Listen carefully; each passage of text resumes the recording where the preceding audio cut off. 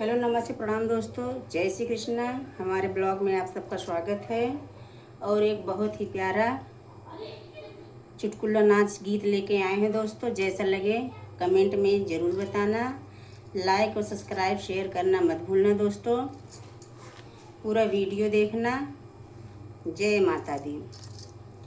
ससुया बड़ी चंचल चिमटा से मारे, ससुया बड़ी चंचल चिमटा से मारे, चिमटा के मारे ससुर लगे गईली, चिमटा के मारे ससुर लगे गईली, ससुर हर जोतवा पैना से मारे, ससुर हर जोतवा पैना से मारे, ससुया बड़ी चंचल चिमटा से मारे, ससुया बड़ी चंचल चिमटा से मारे, चिमटा के मारे भसुर लगे गईली, चिमटा के मारे भसुर लगे गईली, भसुर थाने दरवा जलिया में डाले, भसुर थाने दरवा जलिया में डाले, ससुया बड़ी चंचल चिमटा से मारे,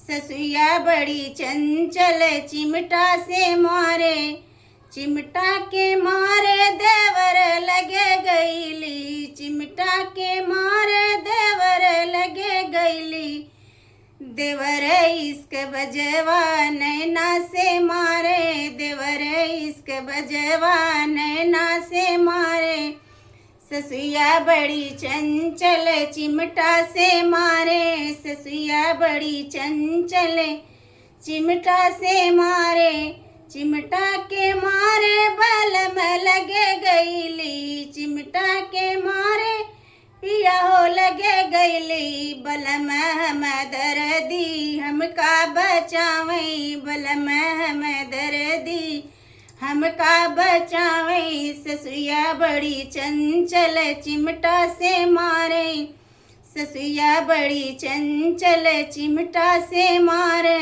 जय माता दी दोस्तों।